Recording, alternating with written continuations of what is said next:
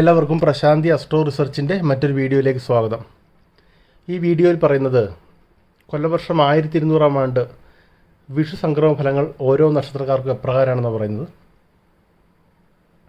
ഈ വർഷത്തെ വിഷു സംക്രമ ഫലങ്ങൾ അപ്ലോഡ് ചെയ്യുന്നതിന് അല്പം താമസം നേരിട്ടു. ചില ആരോഗ്യ പ്രശ്നങ്ങൾ കാരണമാണ് താമസിച്ചത്. എല്ലാവരും ക്ഷമിക്കുക.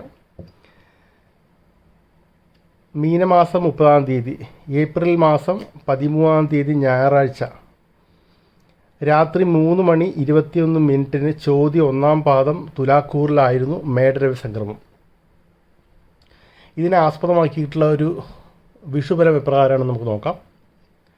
അതിന് മുൻപായിട്ട് ഒരു കാര്യം, അതായത് നമ്മുടെ പൊതുവിൽ നമ്മൾ വർഷഫലവും മാസഫലവും ഒക്കെ പറയുന്നത് പ്രധാനമായും വ്യാഴത്തിൻ്റെയും ശനിയുടെയും രാഹുകേതുക്കളുടെയും പിന്നെ ചൊവ്വയുടെയും പെട്ടെന്ന് രാശി മാറുന്ന ചൊവ്വയുടെയും ബുധൻ്റെയും ശുക്രൻ്റെയും ഒക്കെ സ്ഥിതി, സൂര്യൻ്റെയും ഒക്കെ സ്ഥിതി അനുസരിച്ചിട്ടാണ് നമ്മൾ വർഷഫലങ്ങളും മാസഫലങ്ങളും പറയുന്നത്. അതിൽ തന്നെ വ്യാഴത്തിൻ്റെയും ശനിയുടെയും മാറ്റം വളരെ നമ്മുടെ ജീവിതമായിട്ട് ഒത്തുവരുന്നുണ്ട്. നമുക്ക് എല്ലാവർക്കും അറിയാം. വ്യാഴത്തിൻ്റെ പ്രതികൂല സ്ഥിതികൾ പ്രതികൂലമായിട്ടുള്ള അനുഭവങ്ങൾക്കും ഒക്കെ കാരണമാവും. ശനിയുടെ ഏഴരശനി, കണ്ടശനി, അഷ്ടമശനി ദോഷങ്ങളുള്ളവർക്ക് ആ ദോഷങ്ങൾ തീർച്ചയായിട്ടും ദോഷഫലങ്ങൾ ചെയ്യുക തന്നെ ചെയ്യും.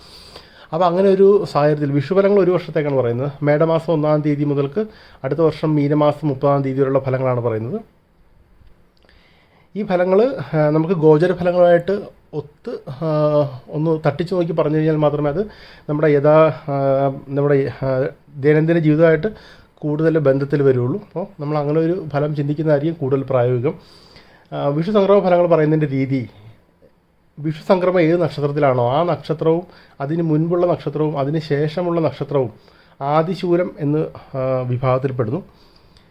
ഈ നക്ഷത്രങ്ങളുടെ അനുജന്മ നക്ഷത്രങ്ങൾ, ഉദാഹരണത്തിന് ചോതിക്ക്, ചതയവും തിരുവാതിരയാണ്. അപ്പോൾ ഈ നക്ഷത്രങ്ങളും അവയുടെ അനുജന്മ നക്ഷത്രങ്ങൾക്കും വിഷുഫലം പ്രതികൂലമായിട്ടും ബാക്കിയുള്ള 18 നക്ഷത്രങ്ങൾക്ക് വിഷുഫലം അനുകൂലമായിട്ടുമാണ് നമ്മുടെ സാമ്പ്രദായികമായ രീതിയിൽ പറയുന്നത്. എന്നാൽ നമുക്ക് തന്നെ അറിയാവുന്ന പോലെ ഈ വ്യാഴത്തിൻ്റെയും ശനിയുടെയും രാഹുകേതുക്കളുടെയൊക്കെ സ്ഥാനം വളരെ പ്രധാനമാണ്. അപ്പോൾ ഒരു നക്ഷത്രത്തിൻ്റെ വിഷുഫലത്തിൻ്റെ അടിസ്ഥാനത്തിൽ മാത്രം ഒരു വർഷത്തെ ഫലങ്ങൾ പറയുക അത്ര പ്രായോഗികമല്ല. അപ്പം നമുക്ക് ഇതിൻ്റെ അടിസ്ഥാനത്തിൽ എപ്രകാരം നമുക്ക് ഈ വർഷത്തെ വിഷുഫലങ്ങൾ പറയാമെന്ന് ചിന്തിക്കാം. ആദ്യമായിട്ട് ചിത്തിര, ചോതി, വിശാഖം, ആദിശൂലം എന്ന വിഭാഗത്തിലാണ് പെടുന്നത് ഈ നക്ഷത്രങ്ങൾ. ചോതിയിലാണ് വിഷു സംക്രമം നടന്നിരിക്കുന്നത്. അപ്പോൾ ഈ നക്ഷത്രങ്ങൾ, ചോതിക്ക് മുമ്പുള്ള നക്ഷത്രവും ചോതിയും അതിന് ശേഷമുള്ള നക്ഷത്രവും ആദിശൂലം എന്ന വിഭാഗത്തിലാണ് പെടുന്നത്. അപ്പോൾ ഇവരുടെ വിഷുഫലങ്ങൾ എപ്രകാരമാണെന്ന് നമുക്ക് നോക്കാം. ചിത്തിര നക്ഷത്രത്തെ പറ്റി പറയുമ്പോൾ ചിത്തിര രണ്ടായിട്ടാണ് ഉള്ളത്. ഒന്ന് പകുതി, ആദ്യ 2 പാദങ്ങൾ, 1ഉം 2ഉം പാദങ്ങൾ കന്നിരാശിയിലും ശേഷം തുലാം രാശിയിലുമാണ്. അപ്പോൾ ചിത്തിര കന്നിക്കൂർ, ചിത്തിര ആദ്യ പകുതി ഉള്ളവരുടെ വിഷുഫലം, ഇവർക്ക് മെയ് മാസം 14-ാം തീയതി വരെ വ്യാഴം ഇവരുടെ കർമ്മസ്ഥാനത്തേക്ക് രാശി മാറുന്നതുവരെ പ്രതികൂലമായിട്ടുള്ള ഒരു ഫലങ്ങൾക്കും സാധ്യതയില്ല. അതിനുശേഷം മെയ് മാസം 2-ാം പകുതിക്ക് ശേഷം തൊഴിൽ മേഖലയിൽ അല്പം അരിഷ്ടതകൾക്കും, പ്രത്യേകിച്ച് കർമ്മവ്യാഴമാണ്, തൊഴിൽ മേഖലയിൽ അരിഷ്ടതകൾക്കും ഒക്കെ സാധ്യതയുണ്ട്. ആരോഗ്യപരമായ പ്രശ്നങ്ങൾ, 7-ലേക്കാണ് ശനിയുടെ മാറ്റം. അപ്പോൾ ജീവിത പങ്കാളിയായിട്ടും ബന്ധുക്കളുമായിട്ടും ഒക്കെ പ്രശ്നങ്ങൾ ഉണ്ടാവാതിരിക്കാൻ ശ്രദ്ധിക്കുക. അതുപോലെ ആരോഗ്യത്തിന് മുൻതൂക്കം കൊടുക്കുക. അപ്പോൾ അവരുടെ ഒരു പൊതുവിലുള്ള ഫലം ആരോഗ്യ രംഗത്തും വ്യക്തിബന്ധങ്ങളുടെ കാര്യത്തിലൊക്കെ പ്രതികൂലമായിട്ടുള്ള മാറ്റമാണ് മെയ് മാസം 14-ന് ശേഷം ചിത്തിര ആദ്യ 2 പാദങ്ങൾക്ക് അനുഭവത്തിൽ വരുന്നത്. ഇവരുടെ മറ്റ് ഫലങ്ങൾ മെയ് മാസം 14-ാം തീയതി വരെ ഇവർക്ക് അനുകൂലമായിട്ടുള്ള ഫലങ്ങൾ എല്ലാ രീതിയിലും ഇപ്പോൾ വളരെ നല്ല സമയമാണ് നടന്നുകൊണ്ടിരിക്കുന്നത്. അതുതന്നെ തുടരും മെയ് മാസം 14 വരെ. അതിനുശേഷം പ്രതികൂലമായിട്ടുള്ള ഫലങ്ങൾക്ക് സാധ്യതയുണ്ട്. തൊഴിലിൽ കർമ്മവ്യാഴം എന്നൊരവസ്ഥ വരുന്നതുകൊണ്ട് ഒരു വർഷത്തേക്ക് തൊഴിലിൽ അപ്രതീക്ഷിതമായിട്ടുള്ള മാറ്റങ്ങൾ, ജോലിഭാരം കൂടിയ വിഭാഗത്തിലേക്ക് മാറ്റം വരിക, മേലധികാരിയുമായ അപ്രീതിക്ക് സാധ്യതയുണ്ട്. സഹപ്രവർത്തകരായിട്ടുള്ള ബന്ധം സൂക്ഷിക്കുക, അല്ലെങ്കിൽ ഓഫീസ് പൊളിറ്റിക്സിന് സാധ്യതയുള്ള ഒരു വർഷമായിട്ടാണ് ഇത് കാണുന്നത്. അതുപോലെ തന്നെ ഇവരുടെ സാമ്പത്തികമായിട്ടുള്ള മേഖലയിലൊക്കെ അല്പം സാമ്പത്തിക ഞെരുക്കം അനുഭവപ്പെടാനുള്ള സാധ്യതകളുണ്ട്. ലോൺ തുടങ്ങിയ കാര്യങ്ങൾ എടുക്കുമ്പോൾ അധികം ശ്രദ്ധിക്കുക. വിദ്യാർത്ഥികൾക്ക് മെയ് മാസം 14-ാം തീയതി വരെ പരീക്ഷകളിൽ ഉന്നത വിജയം, അതുപോലെ തന്നെ ഉണർവ്, ഉത്സാഹം. എന്നാൽ ശേഷം അല്പം തടസ്സം, പരീക്ഷകളിലൊക്കെ അവരുടെ പെർഫോമൻസ് കുറയുക, പഠനത്തിൽ ശുഷ്കാന്തിയില്ലായ്മ, അങ്ങനെയുള്ള ഫലങ്ങളൊക്കെ വരാനുള്ള സാധ്യതകൾ. ചിത്തിര ആദ്യ പാദം കന്നിരാശിയിൽപ്പെട്ടവർക്കുണ്ട്. അപ്പോൾ ശ്രദ്ധയോടെ മെയ് മാസം 14-ന് ശേഷം വളരെ ശ്രദ്ധയോടെ മുന്നോട്ട് പോവുക. കണ്ടശനിയും കർമ്മവ്യാഴം ഒത്തുവരുന്നൊരു കാലമാണ് വരുന്നത്. മെയ് മാസം 14 വരെ കാര്യമായിട്ടുള്ള തടസ്സങ്ങളൊന്നും തന്നെ കാണുന്നില്ല. ചിത്തിര രണ്ടാമത്തെ പകുതി തുലാം രാശി. തുലാം രാശിയിൽപ്പെട്ട ചിത്തിര നക്ഷത്രക്കാർക്ക് മെയ് മാസം 14-ാം തീയതി വരെ അല്പം തടസ്സം, പ്രത്യേകിച്ച് വിഷു ദിനത്തോടനുബന്ധിച്ച് തന്നെ വിഷു ആരംഭിച്ച ദിവസങ്ങൾക്കുള്ളിൽ തന്നെ 15, 16, 17 ദിവസങ്ങൾ തന്നെ പെട്ടെന്നൊരു അരിഷ്ടതകൾ ഉണ്ടാവുകയും മനപ്രയാസം ഉണ്ടാക്കുന്ന കാര്യങ്ങൾ ഉണ്ടാവുകയൊക്കെ ചെയ്യുന്നത് ശ്രദ്ധിച്ചു കാണും. അതിൻ്റെ കാരണം ആദിശൂലം എന്ന് പറയുന്ന വിഭാഗത്തിലാണ് ഇത് പെടുന്നത് ഈ നക്ഷത്രങ്ങൾ. അപ്പോൾ അതുകൊണ്ടിട്ട് പെട്ടെന്നൊരു ഒരു ഫലം നമുക്ക് ദോഷഫലം വരുമ്പോൾ പെട്ടെന്നൊരു അനിഷ്ട ഫലങ്ങൾ വരാനുള്ള സാധ്യതകളുണ്ട്. എങ്കിൽ പോലും അത് കുറച്ച് ദിവസങ്ങൾക്ക് മാത്രം നിൽക്കുകയും പെട്ടെന്നത് മാറിപ്പോകുന്നതായിട്ടും നമുക്ക് മനസ്സിലാവും. അതിൻ്റെ കാരണം ഇവർക്ക് 6-ൽ നിൽക്കുന്ന ശനി ശക്തി പ്രാപിച്ചു വരുന്നു. അതുപോലെ തന്നെ വ്യാഴം അവരുടെ ഭാഗ്യസ്ഥാനത്തേക്ക് രാശി മാറാനുള്ള മാറ്റത്തിൻ്റെ തയ്യാറെടുപ്പുള്ള നിൽക്കുന്നൊരു സമയത്തോട് കൂടിയിട്ടാണ് അവർ. അപ്പോൾ ഈ ദോഷങ്ങളൊന്നും പ്രകടമായിട്ട് അവർ നല്ല സമയത്തിലേക്ക് കടന്നുകൊണ്ടിരിക്കുന്ന രാശിക്കാരാണ്. അപ്പോൾ അവർക്ക് പ്രകടമായിട്ട് ദോഷഫലങ്ങൾ കുറച്ച് ദിവസങ്ങൾക്ക് മാത്രമേ ഉണ്ടാവൂ. ഏകദേശം 20-ാം തീയതിയോടുകൂടി തന്നെ അവർക്ക് അനുകൂലമായിട്ടുള്ള ഫലങ്ങൾ കണ്ടു തുടങ്ങും. അപ്പോൾ ഇതാണ് ഇവരുടെ പൊതുവിലുള്ളൊരു മെയ് മാസം 14-ന് ശേഷം ഈ രാശിക്കാർക്ക് വളരെയധികം നല്ല ഫലങ്ങളാണ്. ഭാഗ്യത്തിൽ വ്യാഴവും 6-ൽ ശനി സഞ്ചരിക്കുന്ന കാലം സമൂഹത്തിലും കുടുംബത്തിലും ബഹുമാന്യത, സ്വീകാര്യത,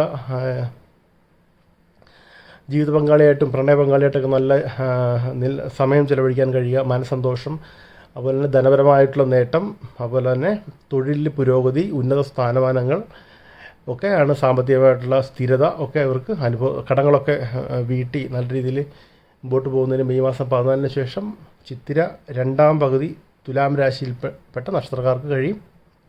അടുത്തതായിട്ട് ചോതി. തുലാം രാശിയിൽ പൂർണ്ണമായിട്ടുള്ള ചോതി നക്ഷത്രക്കാർക്ക് വിഷു ആരംഭിച്ച ദിവസം തന്നെ അല്പം അരിഷ്ടതകൾക്ക് സാധ്യതകളുണ്ട്. ആദ്യ 1-2 ദിവസങ്ങൾക്ക് അല്പം അരിഷ്ടതകൾ, പ്രത്യേകിച്ച് എന്തെങ്കിലും മനക്ലേശം ഉണ്ടാകുന്ന അനുഭവങ്ങൾ ഉണ്ടാവുക ഒക്കെ സാധ്യതകളുണ്ട്. ആദിശൂല നക്ഷത്രത്തിൽപ്പെടുന്ന ചോതി നക്ഷത്രക്കാർക്ക് ആ ഒരു അനുഭവങ്ങൾ കുറച്ച് ദിവസങ്ങൾ മാത്രം നിലനിൽക്കുകയും എന്നാൽ അതിനുശേഷം 20-ാം തീയതിയോടുകൂടി തന്നെ അനുകൂലമായിട്ടുള്ളൊരു അന്തരീക്ഷം ഉണ്ടാകുന്നതും അവർക്ക് അനുകൂലമായ സാഹചര്യങ്ങൾ ഉണ്ടായി വരുന്നതും മനസ്സിലാക്കാം.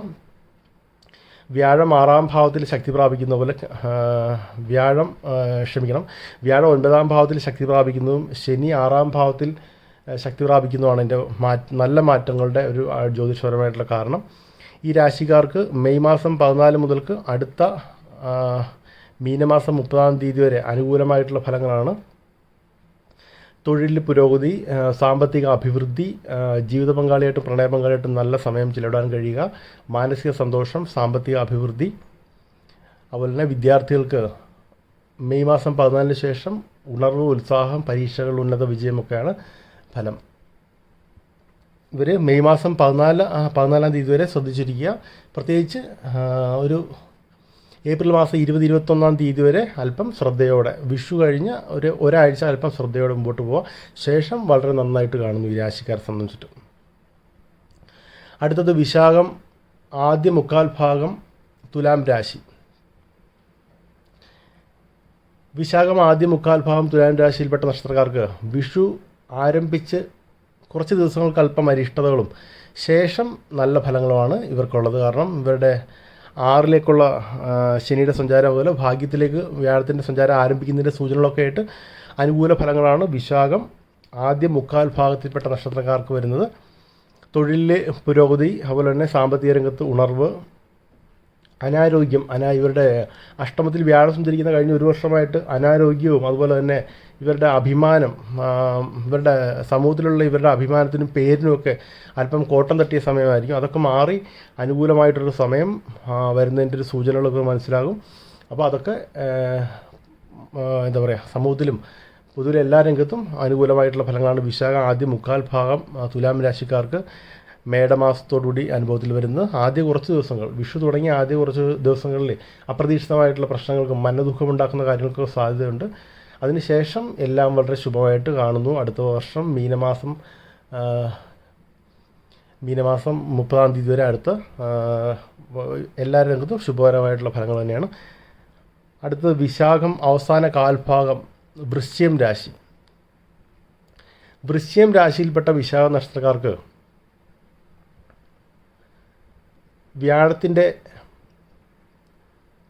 അഷ്ടമത്തിലേക്കുള്ള സ്ഥിതി കാരണം മെയ് മാസം 14-ന് ശേഷം അരിഷ്ടതകൾ, മെയ് മാസം 14-ാം തീയതി വരെ ഇവർക്ക് ഈ വിഷുവിൻ്റെ സംക്രമദോഷങ്ങളുണ്ടെങ്കിൽ കൂടി അനുകൂലമായിട്ടുള്ള ഫലങ്ങൾ തന്നെയാണ് പറയേണ്ടത്. ഈ രാശിക്കാർക്ക് എല്ലാ രംഗത്തും അനുകൂലമായിട്ട് അവർ വിചാരിക്കുന്ന എല്ലാ കാര്യങ്ങളും മെയ് മാസം 14 തീയതി വരെ നടന്നു കിട്ടുന്നതിനും യാതൊരു തരത്തിലുള്ള തടസ്സങ്ങളില്ലാതെ കണ്ടശനിയും തീർന്നിരിക്കുന്ന ഒരവസ്ഥയാണ്. യാതൊരു തരത്തിലുള്ള തടസ്സങ്ങളില്ലാതെ കാര്യങ്ങളൊക്കെ നടക്കുന്നതിനൊക്കെ വളരെ അനുകൂല സമയമാണ് മെയ് മാസം 14 തീയതി വരെ. എന്നാൽ 14 തീയതിക്ക് ശേഷം വിശാഖം അവസാന കാൽഭാഗം നക്ഷത്രക്കാർക്ക് അത്ര അനുകൂലമായിട്ട് കാണുന്നില്ല. കാരണം വ്യാഴത്തിൻ്റെ അഷ്ടമസ്ഥിതി ഇവർക്ക് പ്രതികൂലമായ ഫലങ്ങൾ, മനക്ലേശമുണ്ടാവുക, 5-ലെ ശനിയും അതുപോലെ അഷ്ടമത്തിലെ വ്യാഴവും മനക്ലേശമുണ്ടാവുക, പെട്ടെന്നൊരു ഭയം ഉണ്ടാകുന്ന രീതിയിലുള്ള കാര്യങ്ങൾ സംഭവിക്കുക ഒക്കെയാണ് അതിൻ്റെ ഫലങ്ങൾ. അപ്പോൾ അല്പം ശ്രദ്ധയോടെ മുമ്പോട്ട് പോവുക. കാലം അത്ര നല്ലതല്ല എന്ന് ഈ രാശിക്കാർ മനസ്സിലാക്കിയിരിക്കുക. തൊഴിലിലൊക്കെ തടസ്സങ്ങൾ സാധ്യതയുണ്ട്. അതുപോലെ ജോലി സ്ഥലത്ത് മാറ്റങ്ങൾക്ക് സാധ്യതയുണ്ട്. ചിലപ്പോൾ നമുക്ക് ജോലിയിൽ നമ്മൾ താഴ്ന്ന വിഭാഗത്തിലേക്കുള്ള മാറ്റം ഉണ്ടാവുക, അല്ലെങ്കിൽ സാമ്പത്തിക ബുദ്ധിമുട്ടിൽ പെടുക, കേസ് വഴക്കുകളിൽ വരിക, അങ്ങനെ എന്തെങ്കിലും തരത്തിലുള്ള ലോൺ സംബന്ധിയായ കേസുകൾ വരിക, നമ്മുടെ ക്രെഡിറ്റ് സ്കോറൊക്കെ താഴെ പോകുന്ന രീതിയിലുള്ള നമുക്ക് EMIകളൊക്കെ മുടങ്ങാനൊക്കെ സാധ്യതയൊക്കെ ഉള്ള ഒരു വർഷമായിട്ടാണ് പൊതുവിൽ പറയേണ്ടത്. അപ്പോൾ ഈ രാശിക്കാർ വിശാഖം അവസാന കാൽഭാഗം വൃശ്ചികം രാശിക്കാർ അല്പം ശ്രദ്ധയോടെ മുമ്പോട്ട് പോവുക. വരുന്ന ഒരു വർഷം മെയ് മാസം 14 ശേഷം അത്ര നന്നായിട്ട് കാണുന്നില്ല. എങ്കിൽ പോലും ശനി 5-ാം ഭാവത്തിലാണ് നിൽക്കുന്നതുകൊണ്ട് ആ ദോഷവും ശനിയുടെ പിഴവ് ദോഷം ഇല്ലാത്തതുകൊണ്ട് അത്ര കണ്ട് പ്രശ്നങ്ങളില്ലെങ്കിൽ പോലും ശ്രദ്ധിച്ചിരിക്കേണ്ട സമയമാണ് മെയ് മാസം 14 ശേഷം വൃശ്ചികം രാശി വിശാഖം നക്ഷത്രക്കാർക്ക്. അപ്പോൾ ഇതാണ് ഇതിൻ്റെ ഒരു പൊതുവായിട്ടുള്ള ഫലങ്ങൾ. അപ്പോൾ ചിത്തിര കന്നി രാശിയിൽപ്പെട്ട ചിത്തിര ആദ്യ പകുതി ഇവർ ചെയ്യേണ്ട പരിഹാരങ്ങൾ: മെയ് മാസം 14 തീയതിക്ക് ശേഷം ശ്രീകൃഷ്ണസ്വാമി ക്ഷേത്രത്തിൽ വ്യാഴാഴ്ച യഥാശക്തി വഴിപാടുകൾ നടത്തുക. തൃക്കൈവെണ്ണ, പാൽപ്പായസം, ശ്രീകൃഷ്ണൻ മാല തുടങ്ങിയ വഴിപാടുകൾ സമർപ്പിച്ച് പ്രാർത്ഥിക്കുക. അതുപോലെ തന്നെ ശനിയാഴ്ചകളിൽ ശാസ്താപ്രീതിയും ശിവപ്രീതിയും വരുത്തുക. ശാസ്താവിന് എള്ളുകിഴി, നീരാഞ്ജനം തുടങ്ങിയവയും ശിവന് ധാര, പിൻവിളക്ക്, കൂളമാല എന്നീ വഴിപാടുകൾ നടത്തുക. ഹനുമൽ പ്രീതിയും വരുത്താവുന്നതാണ്. ഹനുമാന് വെറ്റിലമാല, വടമാല തുടങ്ങിയ പ്രീതികരമായിട്ടുള്ള വഴിപാടുകൾ സമർപ്പിക്കുക. ഹനുമാനും ശാസ്താവിനും ശിവനും ശനിയാഴ്ചകളിലും ശ്രീകൃഷ്ണന് വ്യാഴാഴ്ചകളിലുമാണ് സമർപ്പിക്കേണ്ടത്. അതുപോലെ തന്നെ മെയ് മാസം 14 ശേഷം ഓം നമോ നാരായണായ നമ എന്ന അഷ്ടാക്ഷരിയും അതുപോലെ തന്നെ ഓം നമോ ഭഗവതി വാസുദേവായ നമ എന്ന ദ്വാദശാക്ഷരിയും ജപിക്കുന്നത് നന്നായിരിക്കും. അപ്പോൾ നിങ്ങൾ ഇനിയും പ്രശാന്തി അസ്ട്രോ റിസർച്ച് ചാനൽ സബ്സ്ക്രൈബ് ചെയ്തിട്ടില്ലെങ്കിൽ സബ്സ്ക്രൈബ് ചെയ്യുക. നിങ്ങളുടെ സുഹൃത്തുക്കൾക്ക് ഷെയർ ചെയ്യുക. ഇനിയും അപ്ലോഡ് ചെയ്യുന്ന വീഡിയോസിൻ്റെ നോട്ടിഫിക്കേഷൻ ലഭിക്കുന്നതിന് വേണ്ടി ബെൽ ബട്ടൺ അമർത്തുക. അപ്പോൾ ഈ ചിത്തിര, ജ്യോതി, വിശാഖം നക്ഷത്രക്കാർക്കെല്ലാം എല്ലാ വിധത്തിലുള്ള ഐശ്വര്യവും സൗഭാഗ്യവും ഉണ്ടാവട്ടെ എന്ന് ആശംസിക്കുന്നു, പ്രാർത്ഥിക്കുന്നു. നന്ദി, നമസ്കാരം.